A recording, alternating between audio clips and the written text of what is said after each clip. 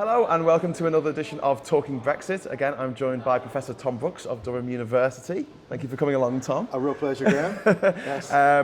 This time we'll try and make our encounter a little less testy, and I've been told not to interrupt you so much. But I will request that you don't ramble on. Or I get into trouble with other people watching. So, happy No Brexit Day. It is March the 29th, 2019, 2 years after Theresa May sent a letter to the EU saying that we were going to withdraw from the European Union under the terms of Article 50 of the Lisbon Treaty, and we haven't left.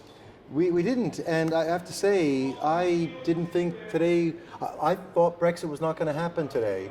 You think Brexit's not going to happen full stop? I don't think it's going to happen full stop, but I definitely didn't think it was going to happen today. So there's part of me that is somewhat pleased that my prediction was right. Did you put any money on it? Did you go to Paddy Power? And well, I think looking back, I should have. I mean, could have made 50 quid. Yeah, I think I could have done better than 50 quid. I mean, at the time, there was, as you know, there was an awful lot of people who, when the result happened, wanted to change it to a second referendum immediately for lots of reasons, which we've discussed before about campaign finance, issues that hacking of people's data.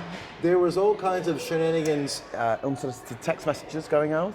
There was an awful lot of stuff that was going on. So there was a lot of reasons why, a lot of good reasons why people wanted that to happen right away. And so a lot of people thought that Brexit Day shouldn't happen. Yeah. Of course, there were others that were looking forward to it, but deeply divided as to what Brexit was actually going to be.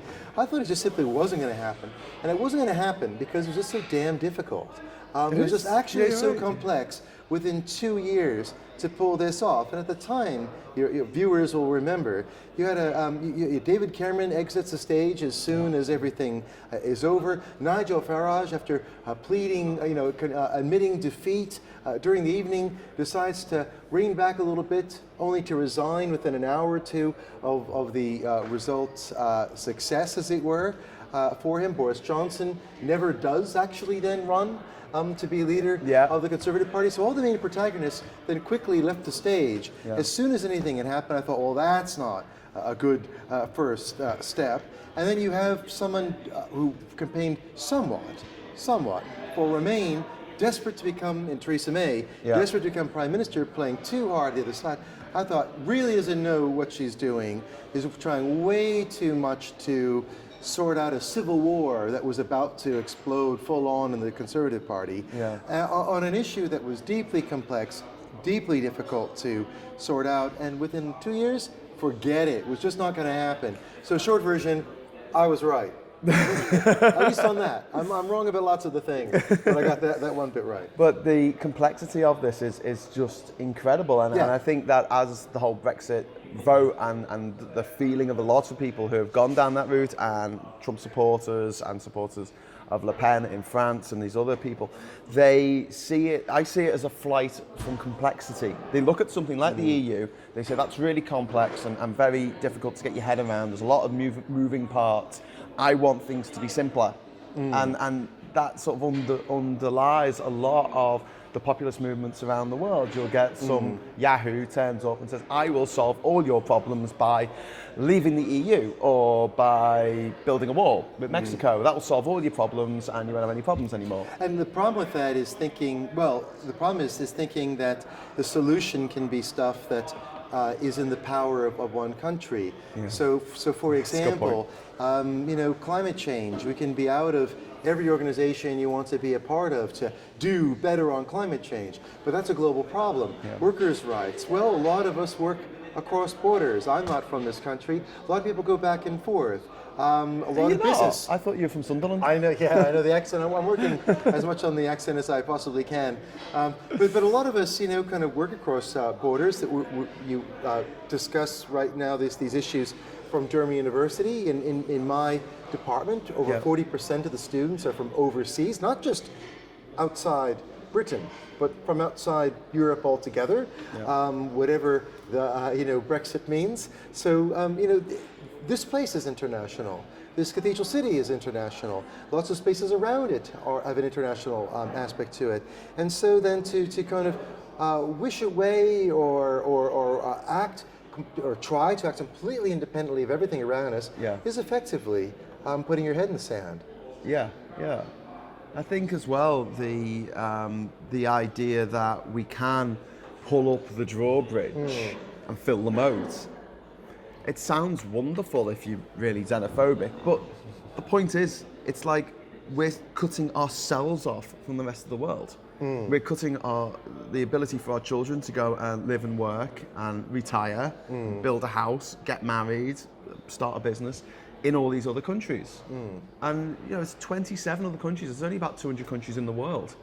So that's a good percentage of the world's countries that we're allowed to just go and turn up. We don't have to ask anyone's permission. And a point that I keep making to people about what will happen if we do pull out of Europe, and it is whether it's orderly or disorderly, we become a third country. They set the rules that we have to abide by if we go to their country in terms of entry. And my issue at the moment with America is I can't get an ESTA, I can't get an automatic travel authorization. I have to get a visa. And it's a real hell of a process. And the reason for that is because I've been to Syria, Sudan, Iran and Iraq as part of my trip to every country in the world, because they're countries and they're in the world. Yes. And that law was made retrospectively. So I went to those countries in 2010, 2011, but it wasn't until 5 years later that it became a law that you could not have been there to get the ESTA. So it was a case of I could do nothing about it. I can't get my government to bring this up in some kind of parliament in America. Sure. But if it was Europe, I could get them to bring it up in the European Parliament. I could get them to actually have a say in that and say, hang on, and as a this bloc is you might get unfair. somewhere. Yeah. So one of the main problems for me with, there are many problems with Brexit, but all of the things that have been promised by the Brexiteers have all been proved to be absolutely false. And now you've got a situation in which Jacob Rees-Mogg, arch Brexiteer, a self-made man, joking, he's rich because his dad was rich. He said that May's deal made us worse than a vassal state of Europe. It made us, and these are his words, a slave state of Europe. That's true. And now he's voting for that. He's voting to make us a slave state. I mean, it's really... Wow. You couldn't make these things up. I mean, you would think you have all these folks saying things about the high principles that they follow, the public interest. We're not doing this to keep our party together. We're thinking about the wider electorate and also the stuff like this. And then they kind of, within weeks of making claims, I think, was it December, January? Within weeks, I'm sure your listeners will let us know the precise moment that this was said by Jacob Rees-Mogg. But within weeks or a few months of him making these comments, he's now choosing, at least in his eyes, it may not be in the eyes of others, but in his eyes, he's choosing, in his own words, to make us a slave of a larger organization. And I think to some degree, I wouldn't use that language at all, but to put the country in a position where we will be bound by rules in the transition period, set by Europe, most of which we already have at the moment, but at a point where we will no longer be at the table to amend, revise, change what these things are as we move out. And then in future, if we ever get out of the transition period, and that's the big fear of a lot of the arch-Brexiteers, that might last... for 50 years. You'll be aware that the withdrawal agreement has the precise date of 20XX. So Jeremy Corbyn, one thing he surely raised that was correct in the Prime Minister's questions was, so Prime Minister, can we be in this for about 100 years? Can it be the 2099? So I think that's a fair comment. Now in the transition period, we don't have any MEPs, do we? No. So and what's wonderful about the backstop agreement is that it's calling the government's bluff, because they're saying no, there'll be arrangements for border controls on the island of Ireland. But there can't be. That technology doesn't exist, and it will never exist, because you can't scan what's in the back of a car as it drives along the road at 70 miles an hour. Absolutely right. But let's take a step back from this. Diamonds, people, diamonds. That's all I'm saying. Yeah. Well, let's take a step back from this, and I think that it's all a lot worse than it sounds, and it sounds already bad. It sounds like you need unicorns to be policing the boundary. It's even worse. It's worse than that. It's worse for at least two reasons.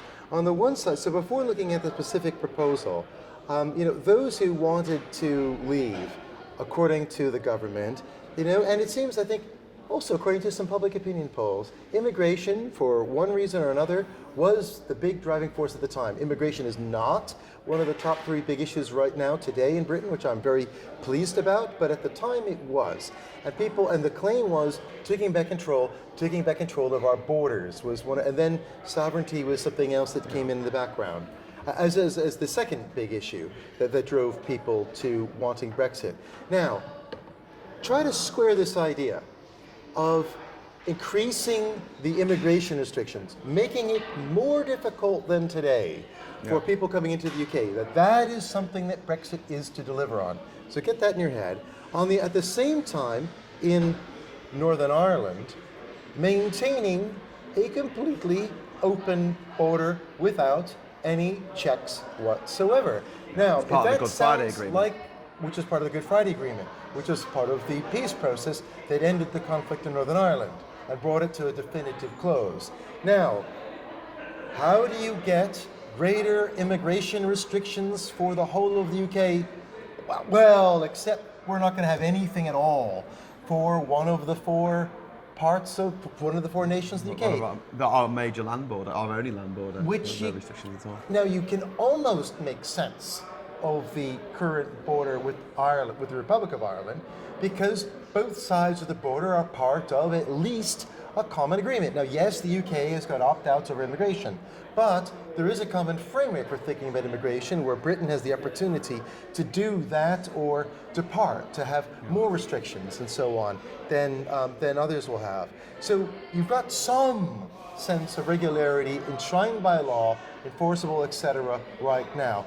Take Britain out of the EU, and not only do you have a third party on the other side with different rules, different frameworks, you have something very different on the other side of the border. You do not have that shared commonality on both sides of the border, and so you can't, it's a fundamental contradiction in the plan itself. And I think even if you weren't worried about logical inconsistencies of policies, how can I have greater restrictions for all, yet no restriction at all for a quarter of it? Even if that doesn't trouble you as a philosophical problem that is at the heart of Brexit, and is something, I think, to be fair, that I'll have to kind of shout out about, that I had flagged during the referendum campaign itself as a reason to not go supporting the views on Brexit of Boris Johnson and Michael Gove.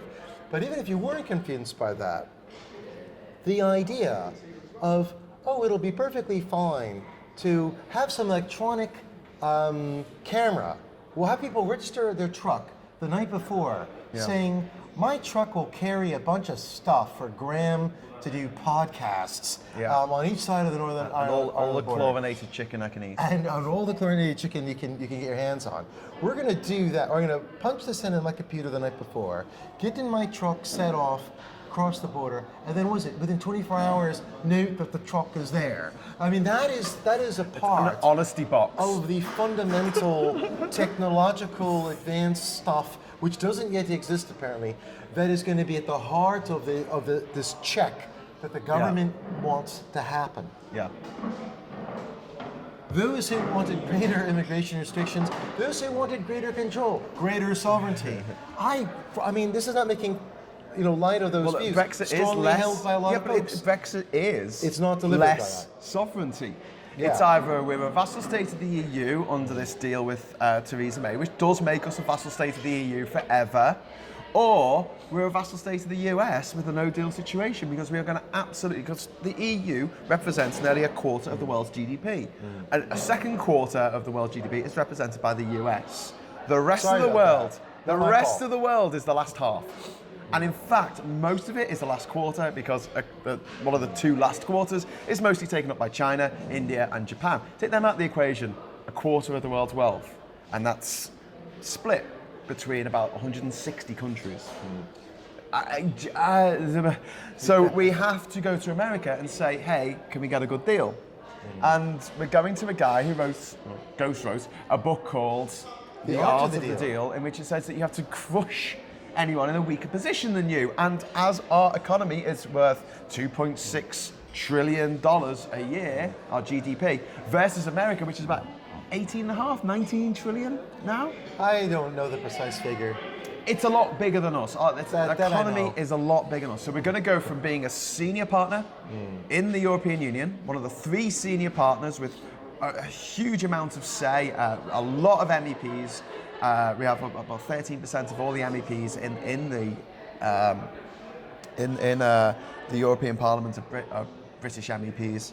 We're going to throw all that away to become a junior partner in a trade deal with America.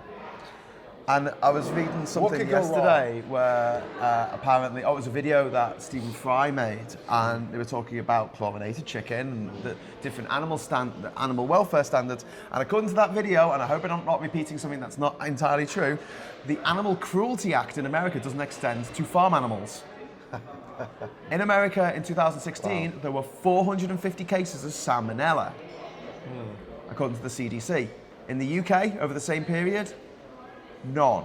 Not a single case of salmonella. They have much lower standards than we do. They have much higher rates of food poisoning in America, because American standards are a bit more like, we'll wait till someone's injured or dies, and then we'll stop that from happening. Whereas in the EU, you have to prove that something won't make somebody die or get someone injured before you can sell that product. There's 2 different ways of doing it. Protections are a lot greater across the EU, including the UK, than the United States, and just about everything. It's a protectionist And just club. about everything. Well, I think protection is an okay thing if it's your well-being and your welfare. I don't know if that's... Your children's health. I don't think it's anything to be too ashamed of. Okay, sorry. I just wanted to move on a little bit to the legality of what's happening today. I'm getting messages of people asking me, I thought that March the 29th was enshrined in British law. Do they have to change the law, or how does that work now? Do we need to change the law? So they did say that today was the big day. And I find this very confusing as well, because it was set out in the statute. And so normally the normal course of action would be you'd have a statute that would have to explicitly repeal that, where Parliament has said that has happened. Now, the latest I saw from the government was that somehow they had done some treaty deal that said that they made some kind of external agreement with the European Union that if there was a no-deal situation, that we would not be kicked out of the club immediately, despite Parliament voting that we would be just walking out the door today, that the EU would somehow see us and treat us as still a member of this club, so somehow still there until mid-April if they vote no, or is it June or something like this if the deal or the non-binding, not so meaningful vote is passed today, which was sufficiently meaningful, allegedly, for the people that our government were talking to. So I think that is some of the legal shenanigans around it. But I think that in terms of Parliament's view, if the EU were to change its mind, and I don't know what was signed on what dotted line in blood between the Prime Minister and Barnier and company, but if the EU were to change its mind, then Britain has walked out the door.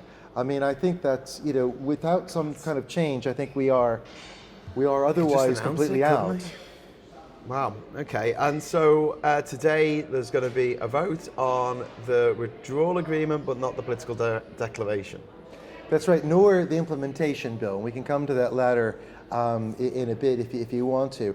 Yeah, so, I want to talk about the legal side of things. Yeah, and so this is kind of a big deal. So in January, the Prime Minister said that this withdrawal agreement that everyone is very excited about, which includes, of course, that backstop in Northern Ireland, which was the idea that the Prime Minister proposed. It came from Theresa May. This is not something from Brussels. Not something that's been imposed on us. She offered this idea to the European Union when she rejected their idea of treating Northern Ireland in a customs union separate from the rest of the UK, or having kind of a border in the Irish Sea that effectively separated Northern Ireland from the rest of the UK. She didn't like those plans to, in case there were some problems with the transition.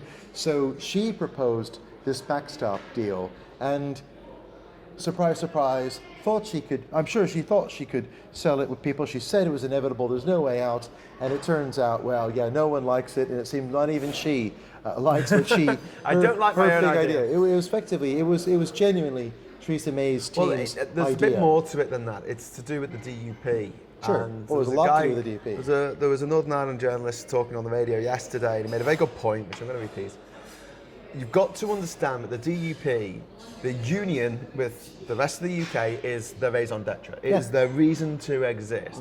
And to ask them to sign up to something that will indefinitely split Northern Ireland from the rest of the UK is akin to asking the SNP to give up all hope of an independent Scotland. I think They will never go for it. there might be something in that. I also think that I used to live in the Republic of Ireland. I think in the politics of that island, I think that anything that is a move towards a closer relationship, even if by about this much, with the Republic of Ireland, would be seen in the power play between the DUP and Sinn Féin as a goal for Sinn Féin, and that is another reason. I think, whether or not it really did make Northern Ireland a bit more separate or different from the rest of the UK. Of course, the DUP quite likes Northern Ireland being treated very differently. When it comes to abortion or tax law. When it comes to a number of things, they're quite comfortable with being treated entirely differently. But I think that they like being, if they can't be exactly like the UK, they want to be not at all exactly like the Republic of Ireland. So where they've departed is they've had these views where the Republic of Ireland has gone more liberal. It's gone remarkably. It's allowed legalized abortion. It's legalized gay marriage. Exactly. Has a gay Taoiseach. And it's also got the fifth at the moment. It's kind of inflated because of all the tech companies setting up there, but it's got the fifth highest GDP per capita in the world. It used to be called the Celtic Tiger. Maybe those days are coming back. But it's gone in a certain direction. And the DUP are, they seem happy to be siding with the UK when it suits their interests, but otherwise very happy to steer their own course. But the DUP is very much in the background here, very much, I think, a problem. If Theresa May was relying on any other group in Northern Ireland, I dare say even the old UUP, remember them? Ulster Unionist Party, that David Trimble used to be a member of until he became a Lord and joined the Tories, which he did. But even it's a Conservative and Unionist Party, that's the full name of the exactly party. Right. And so I think anybody else would be a bit less gung-ho on this, and maybe the government would have been all right. The problem is that the one group that was willing, or she was willing, to do any business with that might be able to just, if you give them over £1 billion, get a majority on at least some stuff. They are the only group of MPs in Parliament that will not support something like this as a bloc. Because as we saw, over 200 of Theresa May's Tory MPs were willing to say goodbye. We'll have a backstop. That's fine. Yeah. Isn't that fascinating? I mean, this is almost Shakespearean comedy of errors, and the fact that Theresa May called an election that she did not need to call. If only Shakespeare was still alive. I make the comment. And she did that, and the most complex part of an incredibly complex withdrawal agreement, which is Northern Ireland, was basically given to the DUP. Yeah, no, that's right. Now, this withdrawal agreement, getting back to the legal niceties, we were told in January by the Prime Minister that it was not a document, a self-standing document.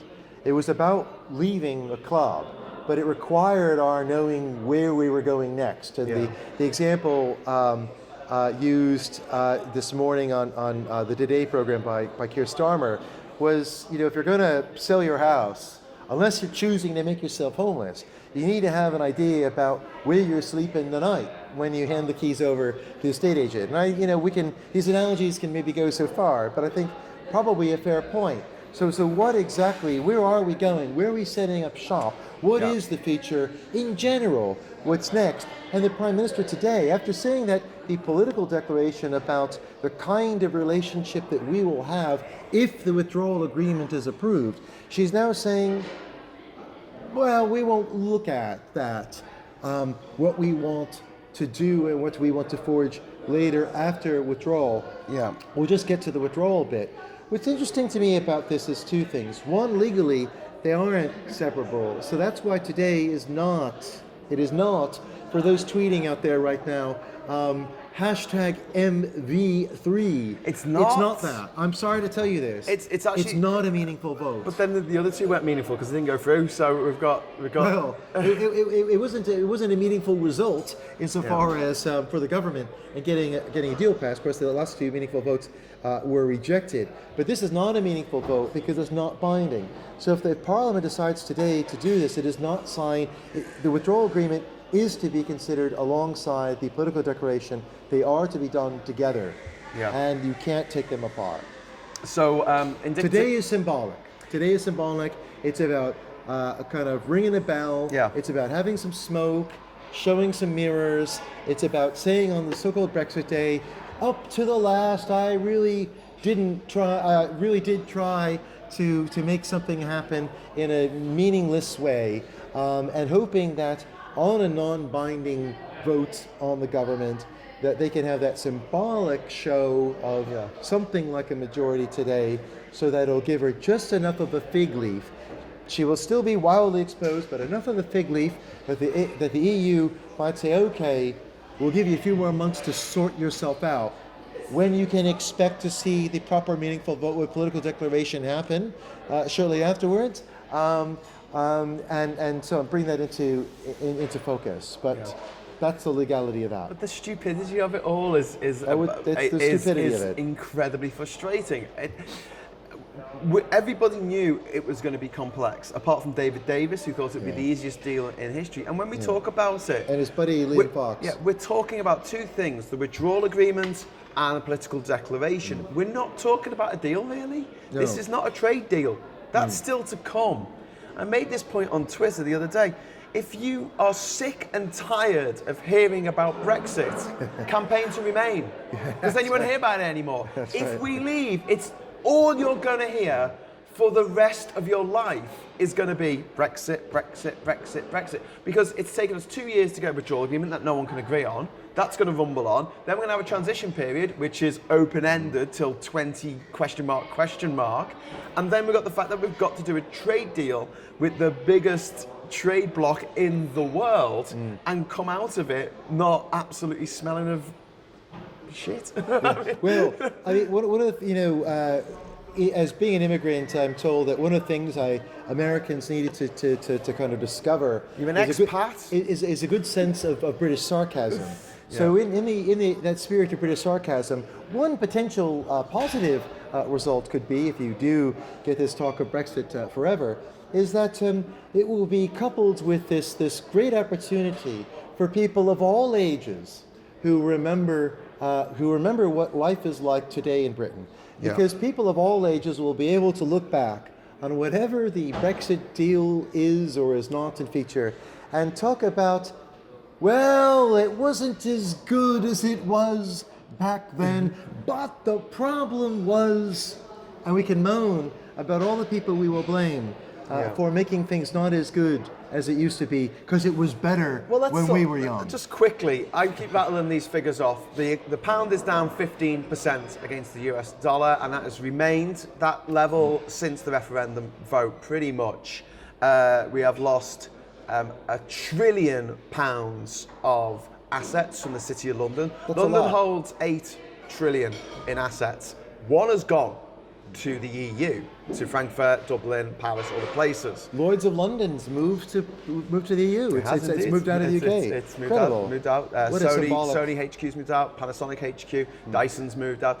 And then you've got the fact that the economic forecasts, if we didn't leave the EU, show that we have lost £1 billion a week in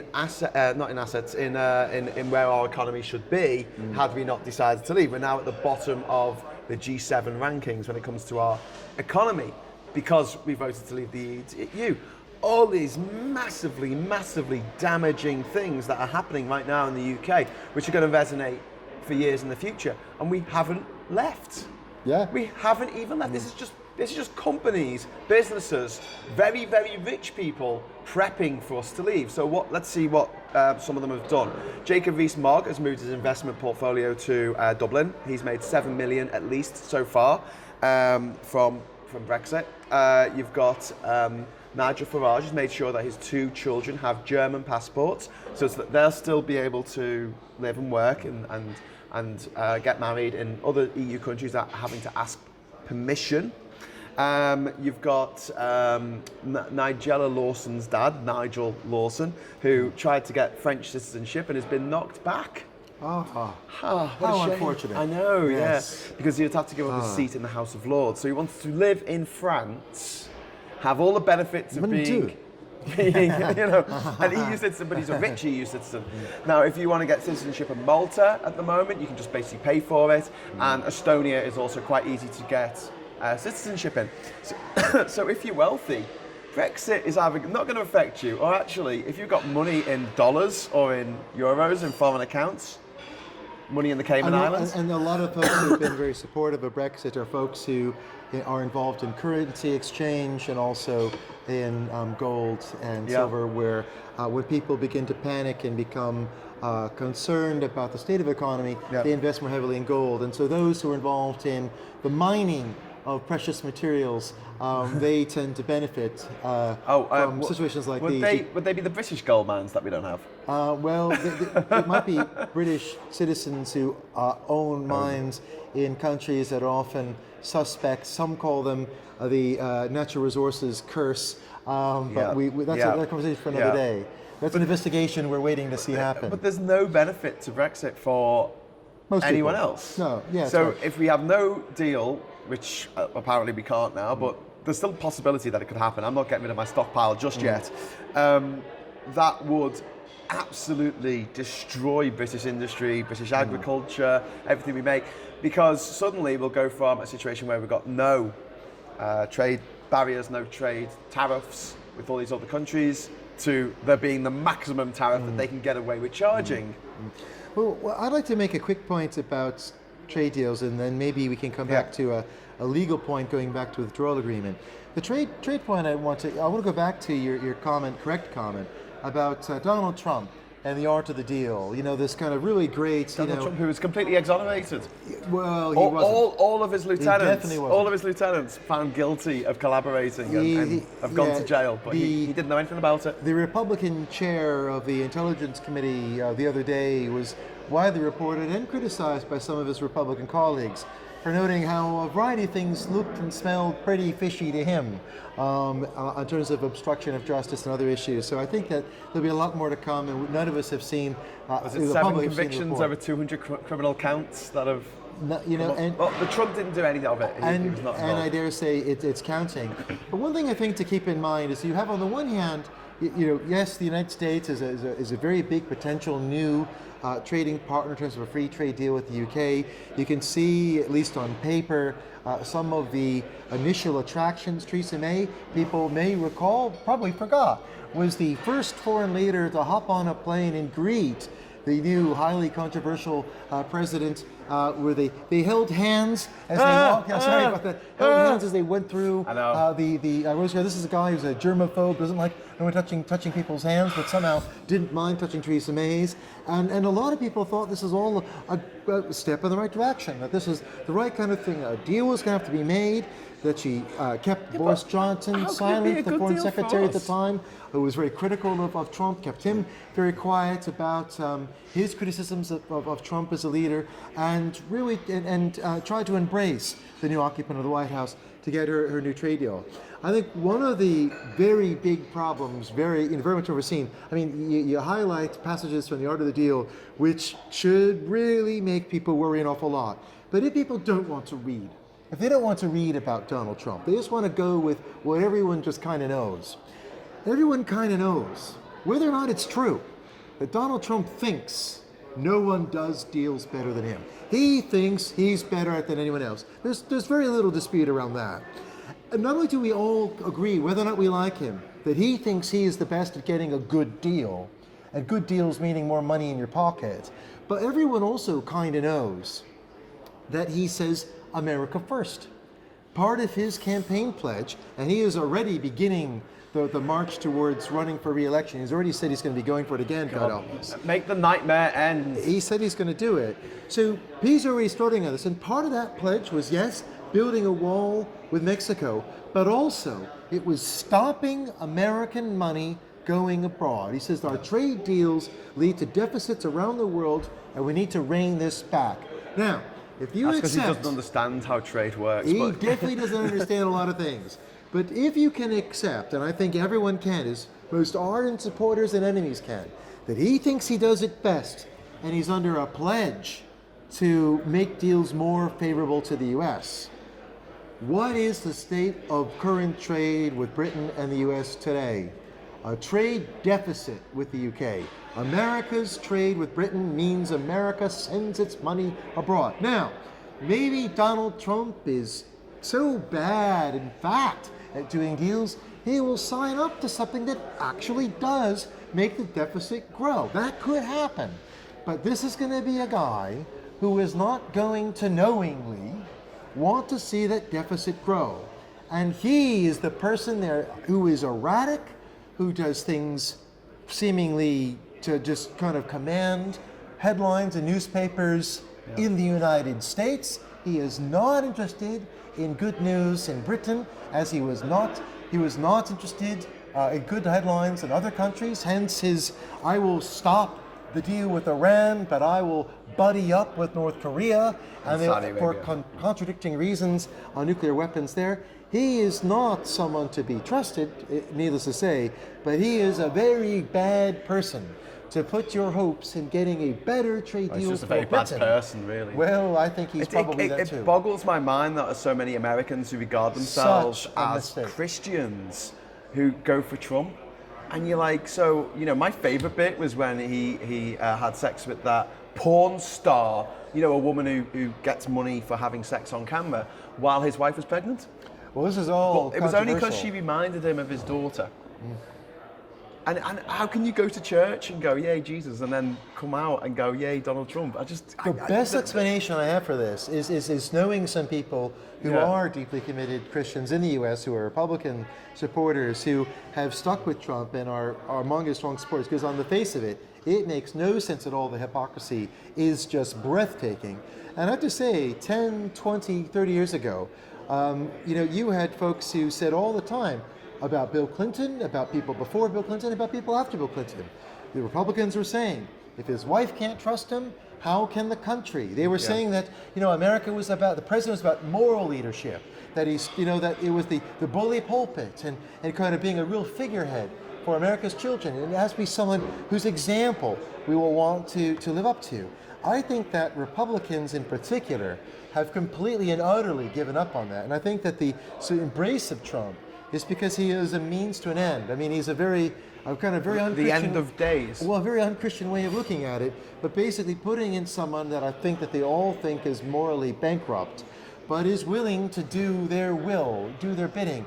So he will put, as it were, the right folks in their eyes on the Supreme Court.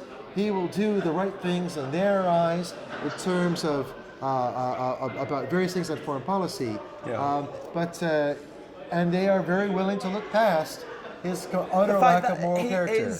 It's shocking. If you bother reading the Bible, he is the closest that any human being has got to being the biblical Antichrist. Well, the Bible says we should reflect on turning the other cheek and giving forgiveness, but only to those who want it, and only those who take responsibility for themselves. And you've got a guy who thinks he's never done anything wrong. He does everything right. He admits, this was in a recent report that came out a few days ago about his active cheating while he plays golf, because everyone cheats, and the question is to do it without getting caught, to win, because it's all about winning. I mean, this is a guy who I don't know why they're looking the other way, let alone letting him turn the other cheek. Well, and now he's got away with murder, literally, with the Mueller inquest, which looks like it's completely, like said, that everyone around him was guilty except for him. I'm not so certain of this, because I think that it didn't completely exonerate him. I mean, first of all, I don't accept everything that Donald Trump's to say as truth. I know you don't either. No. But the only kind of report we have, other than the Republican chair of the Intelligence Committee, which did see the report, is the Attorney General. Now, the Attorney General is someone that Donald Trump picked after he fired the last one. And the last one that he fired was a chap, a former senator, who recused himself from being part of, or he refused to fire Mueller. Is that Jeff Sessions? It was Jeff Sessions from Alabama. Now it's what's the name of the new guy? It's another guy.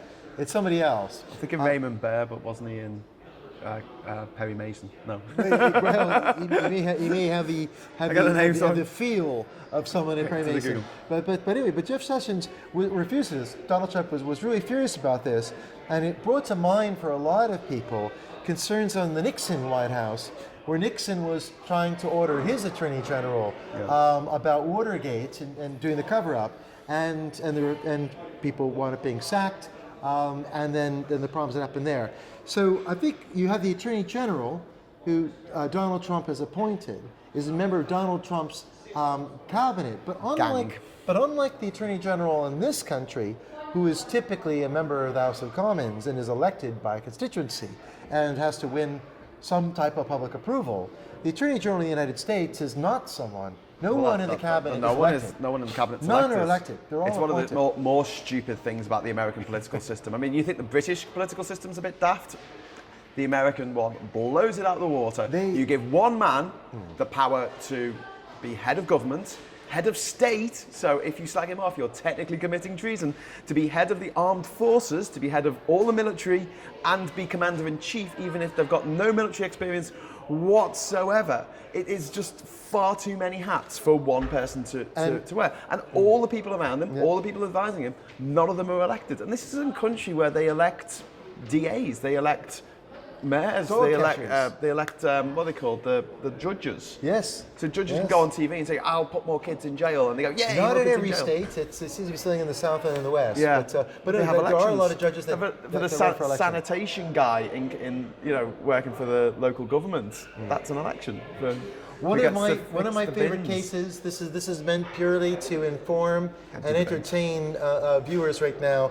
Is the Ring versus Arizona case. It happened right around just after it was going through the courts while I was in Arizona, but Supreme Court made its decision just shortly after I left. Fascinating case. Arizona judges ran for election, and one of the things you can campaign for is if the choice comes down to me, if there is, this is the phrase, a hung jury in a capital death penalty trial, that I will choose to execute people if you vote for me. Someone who was about to go on a capital trial. This is in Saudi Arabia, right? This is unfortunately Brunei, in the North state Korea. of Arizona that I it's in America. It's in America. Oh, right. Wow. The Mr. Ring, his name perhaps unfortunately, said that this was a violation of his rights, and effectively the right to be tried by his peers was a right to be condemned to death by his peers. That if the jury was sufficiently unanimous on his being guilty, but not sufficiently united on whether or not he should be executed, then it should not be for any judge, let alone an elected judge, to be making that choice. And he won. So that's a little bit, okay. I'm sure people will feel a lot better knowing that. Let's bring it back to Brexit, because I want to move on from the Mueller inquiry to ask again, why the hell has there been no inquiry into Brexit? That bloody referendum, which we've seen 4 counts now of criminal activity, 2 for vote leave and 2 for leave.eu.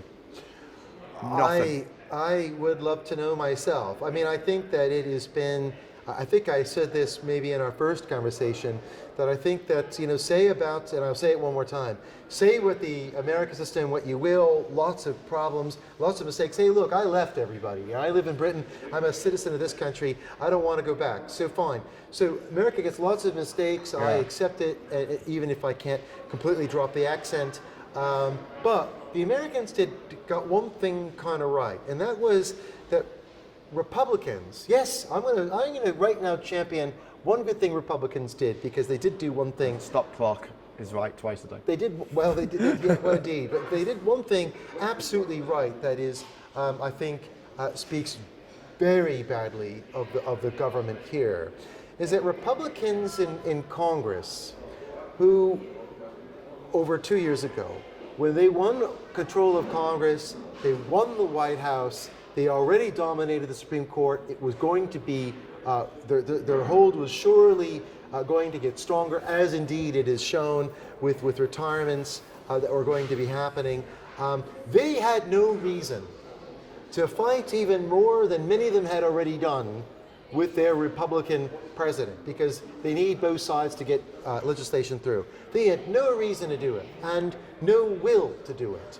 But even Republicans, in a country far more partisan divided, far more ideological, far more nasty than Brexit has been yet, and it was nasty, or in the independence debate in Scotland, and that got nasty too, far more nasty and partisan and personal in the United States than anything that's quite happened here, and on a sustained basis since at least I was in high school, if not earlier. Even there, Republicans said these serious allegations made about Trump, it was important for the rule of law. The rule of law is more important than anything else, that there was going to be a special prosecutor with the time and the resource to look under every nook and cranny deemed acceptable and to find things out. We then saw dozens of convictions. And there were some of the people who supported this, he thought, where there is smoke, there is fire. This is about kind of exposing. But there were others who thought, look, Trump, believed the Trump story and thought that it was important to draw a line to show where things had not happened. I think it is shameful, absolutely shameful, that crowd in that toxic political climate, they can get that right about the rule of law. Yet here, where there's lots of problems, things are far from perfect, but nothing like that. And here, they fail to honor the rule of law in the same way. That's a mistake. But I want to just pick you up on something that you just said. You said the government's not called for an inquiry. Neither's the opposition. Well, I think it is shameful for any of us not to be calling for some type of investigation. I think that at the moment there's been such a rush created by triggering Article 50 before anyone had a plan or a vision. That was clever. It was not clever at all. I think that, before we had agreed amongst ourselves what we wanted. We know. I think we actually have to. I'm afraid to say this. I think I now have to accept a comment that David Davis made, that he claims that he and Boris said this as well, that until Chequers meeting in September, that they hadn't seen the full draft of what the Prime Minister was conjuring up for Brexit. And I think that looking at the time, I thought that was just surely extraordinary. That was just beyond belief by figures who have said some things, have been a bit relaxed with their interpretations of reality in the past, and I just couldn't believe for a second. Relaxed with their interpretations of reality. That was a nice way of putting it. He's a lawyer. Yeah, thank you very much. I just couldn't, worse, I'm a professor of law. I just couldn't accept that a Brexit secretary and foreign secretary would actually not be involved in any substantive way with the fleshing out of the detail. I think that probably was true, given what we know right now. And to think that the Prime Minister would not just start this process without a plan, without a vision, for something that she campaigned only weeks earlier to not do, because she thought it was going to be damaging for the security of Britain. She thought it was going to be damaging for immigration control in Britain. I mean, the Home Secretary at the time, Theresa May, the woman who started the hostile environment, she thought if you want to be mean and nasty, she's the one who talked about the nasty party. Nasty party for the Tories was her phrase, and her thought that we need to get revel in it though, don't it? Like, yeah, we're the nasty party. People are like, yay, nasty really incredible. people. But if you thought the Tories were nasty, you want the hostile environment, you want to crank it up against immigration, you want to do these things, have very strong illiberal views on counterterrorism. Theresa May argued, if you think those things, don't go Brexit. She thought actually that even for her, it was better to remain. Then a few weeks later, let's just go. Even though I think on all the things of critical importance to me as then Home Secretary, this undermines all of this. You also would undermine the European arrest warrant, which we can't be a part of, not being in Europe. So okay, to round up, because I know you've got work to do, what happens next? What happens next? Well, I think this is great, Graham. Thank you. Very good cue, because it allows me to get to something that I wanted to flag. So if your viewers only, and I'm sure they do a lot more than this, if they were only reading all of the newspapers and watching all of the news commentary on lesser informative sources than your podcasts, they might be driven to the mistaken conclusion that if there was agreement around the withdrawal agreement and perhaps this political declaration on the side, if there was some agreement around that, then that effectively solves the main central problem, that we are there. That if that happens before 9 o'clock tonight, I think that was the original timetable, not midnight, 9 o'clock tonight, then all is well in the world. Brexit has happened, and the Nigel Farages and their ilk will be popping their corks and jumping up and down. That's what everyone else will believe. But the smart people who listen and follow you and these podcasts know better. All of my viewers are incredibly intelligent. They know better than that. And sexy. It's a fact. Well done you. I'm sure everyone dresses better than I do, but because I am certainly no fashion statement. But I think what is something that has been missed by all of these forums is a particular point, was that if the withdrawal agreement and say for argument's sake the political declaration were accepted today or by 9 o'clock, a minute before or midnight, you still don't have Brexit. Brexit didn't happen because Brexit requires another act of Parliament. It requires, yes, an act of Parliament, not a little meaningful vote. It means an act of Parliament. It means that there's a bill that should go through committee stages. You can't do House this. of Lords, House of Commons, House of Lords, Queen. This is House sign. of Lords. Yeah. This is House of Lords stuff. It requires both sides, and it requires Her Majesty to sign the thing with whatever quilted pen she chooses to use at her pleasure to do these kinds of activities. What is that bill, ladies and gentlemen? It is something called, for your information, the implementation bill. What's so important about the implementation bill? I'll note two main things that stand out for me in what of course, there's also a bill about EU citizens' rights that was discussed at least for one afternoon in the House of Commons, but the process of being considered in the House of Lords has not started with that yet. And that is about, if there is no freedom of movement, what are the rules for EU citizens? And the latest draft I saw hint the points-based immigration system that was relevant for people like me from outside the European Union does not apply, it would seem, for EU citizens. I do not see that in the EU bill. And so this thought about a nationality-blind immigration system is not going to happen. I can say more about that if people want me to, and I'm sure they'll let us know. Well, the thing that Theresa May's deal gives nobody anything. It gives nothing. It makes nobody happy. Implementation bill has got two further things of tremendous importance. One, it enshrines in law the divorce money. So the actual amount and schedule for paying the EU, and yes, it will include over a transition period, should there be one, what will be paid year on year, and if we go beyond 2 years, how will that be set? Because we will still be regulated in parts of certain institutions. What will that amount of money be? So Oh, sorry, the camera just turned off. I've plugged it in now. So just at a we're critical back. point. We're back. Just a critical point. What were you saying? I think the government doesn't want viewers to know this very critical point. But the implementation bill will not only include the divorce money in terms of that, and that, I mean, if people think the withdrawal agreement is controversial about a backstop that may well not be triggered in Northern Ireland, whoa! The billions to be spent to the EU, I think for some of the folks that Theresa May has struggled to win on board from her own party, I think this is pure dynamite. But guess what, ladies and gentlemen? There's something even bigger than that. Something even bigger than 39 billion. But Something bigger than we've that. already handed over a thousand billion, which is a trillion, over in assets. So haven't we already paid it? No. There's more This to is come. on top The cost. of the £1 trillion of assets that we've already paid There into ain't 350 countries that are million in the EU. to the NHS anytime soon. So there's that, but there's something even bigger than that.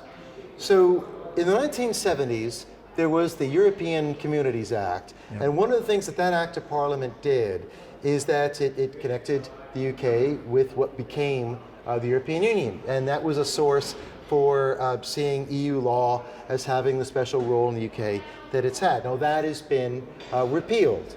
Now, what will have to happen during the implementation of implementation period, the transition period, is that during the course of a transition, that we will be subjected to European Union law. The problem is that Parliament, if we Brexit, has approved our being out of the European Community Act. So what does this mean? It means for the first and only time, lawmakers in the House of Commons, in order for Brexit to happen with a transition period, will have to choose to put into black and white the supremacy over the UK of EU law during the full transition period. In language like that, where they say in black and white that the EU law is supreme to the UK for the transition period. Now, wow, and that's going to be if we are going to Implementation Brexit, if we're going to Brexit under Theresa May's deal, we have to surrender the sovereignty of our parliament. So this is like the Act of For the Union transition. in 1707. This is exactly the same as Scotland For the coming transition. down to Westminster.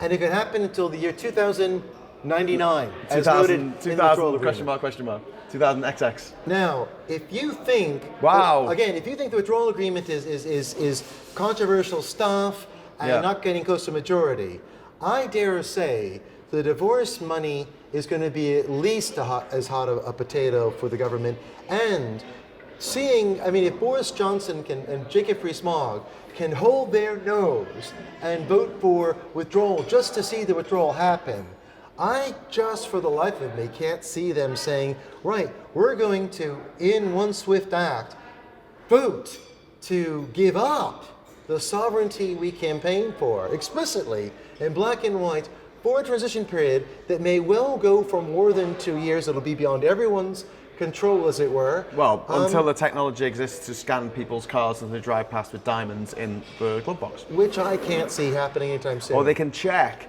if you've got a frozen chicken in your car, they can check as you go through at 70 miles an hour across the checkpoint, they can actually check whether that chicken was reared under humane circumstances in a nice farm, or whether it was reared in a nasty farm where they were horrible to it. I think that whatever the massive political prompts of the government in getting the withdrawal agreement through, which everyone is seeing in Technicolor, I know a lot of people are bored, a lot of people are very anxious, a lot of people are very nervous, and some indeed scared of what might happen. But this, I think, almost pales in significance with what we might see with the implementation bill. And that must happen. And that is why, what's if the they time agree frame on today, that? well, that's why there's till June. Because there needs to be, if they can agree a direction of travel, that the withdrawal will be okay with the House of Commons and then Parliament. Then we also need an implementation bill passed. We also need the bill about EU migration rights passed in order for Brexit to happen. Without this, you don't have it. Withdrawal agreement is only the first round. And this is all before you get into a trade deal. Yeah, really. When you started talking about trade deals. So the time frame is now, May's deal probably won't get passed today, do you think? It's not going to get support of the DUP, but then there are those idiot Labour people who keep voting for like no deal and stuff, like Kate Hoey, even though 77% of Vauxhall, her constituency, voted to remain. Thanks, Kate, you useless, I can't say the word on camera. So what do you think is going to happen if May's deal doesn't go through today? What happens next? Well, let me take it in a different way. So if it does pass, Theresa May has said she's stepping down. So that's the other Someone side. say like she's the only person to fall on their sword and miss. Yeah, that's right. Yeah, I think that's right. And also not on her shield. So Spartan warriors were to come back dead on their shields, but she's lost that as well. She's just taking direct hits, I think, at the moment. So success is. She is out in June. There will be a new leader of the Conservative Party. There will be a process. And effectively, if today she wins, the campaigning for a successor will start within minutes of that happening. So success is the civil war with the Tories gets worse. So failure? Failure is, of course, more muddled But do we crash out in 2 weeks? Potentially. I mean, that's in a sense, if Parliament does nothing else, that is on the table. Now, one of the things that we know on the table is that we know lots of things that Parliament doesn't like. And one of the things that we know it most dislikes is no deal.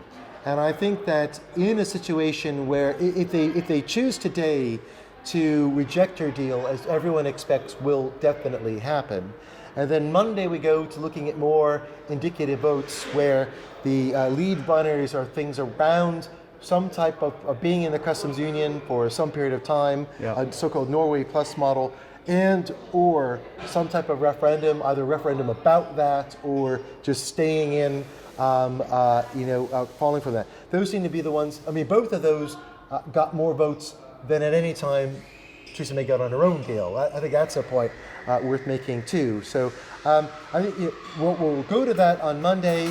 I think there'll be an intense pressure on members of Parliament to agree something like that. If they do, then Brexit doesn't really mean Brexit, and we either are staying in or have the option of voting in a referendum, people's vote. That could happen. Or worst case scenario, as I'm imagining it, looking at where the votes are, we get a Norway Plus, which isn't ideal, but means that not a whole lot will change on the ground for most people. So I think that would be a better result. We'll be under EU regulations. We won't be able to make our own trade deals, so we will be a vassal state of the EU. But then that's kind of what people voted for in 2016. When it comes down to it, because there's no way out of this situation, because we're small compared with the EU. They're our nearest trading partner. If we turn them into our nearest trading rival, we are absolutely stuffed. I think all that stuff is right. The interesting question will be, it's not whether or not she's going to lose today, she will. And it's not so much whether or not Parliament will agree some of the other options next week, because I think that still remains to be seen. Is what happens when we are within a few days of crashing out. I think that there is no chance in holy hell, and I'm happy to be quoted everywhere on this, no chance in holy hell that any responsible member of Parliament will let that happen. The idea that this is a negotiating tactic is said by people, all people I know have said this, are people who have never actually done a negotiation themselves. They've never really... Do as I say, or I'll set myself on fire. I need to have a car to go to work, but if we can't agree a deal, I'm not going to have a car, and I guess not work and live in a box. The EU represents about 50% of our trade. We represent about 5% of the EU's trade. If 50 is a bigger number than 5, we're in trouble. I think that's true. I think that's true. I think keep saying this. I think that the EU politically looks to what's happening to Britain as a great way of keeping a close lid on other separatist movements. You're not hearing much about Marine Le Pen right now. I wonder why. And I think that it's not lost on Macron, who's got many other problems right now, but he is keen for, and he was reported as saying, there will not be much of a delay, allowed, or much of an extension for Britain, because I think he wants to show that you want to leave, give us a plan, and if you don't like what's going on, Theresa May did say she liked this plan. She campaigned for this. Yeah. She argued for it. The backstop was her idea. Yeah, and 27 other countries all ratified it, no problem. But we can't even decide amongst ourselves. I think that's an issue there. But I think the final thing, other than the EU, we've got to wrap this up. I think the other thing, the final point I'll make is this. I think those who wanted Brexit have really misunderstood how to play the relationship with Europe. So everything has been talked about in terms of a trade deal as if the only thing that happens, the only benefit, the only activity between this country and others in Europe is somehow about buying, PJ Masks action figures for your kids, or getting a car. That's so random. This kind of, I'm coming up with, you just kind of trade stuff. This is hard. People marry across borders, they live across borders, they study across borders. There's security issues across borders. We are involved in NATO and other military alliances. There's lots of things that connect people across that are well beyond just bare trade. But Britain has largely, the people who wanted Brexit, have largely seen this about just a sovereignty thing, about us deciding ourselves about cash, about trading with others. But for the continent, you talk to the main players there on the political right and the political left, and it is about solidarity.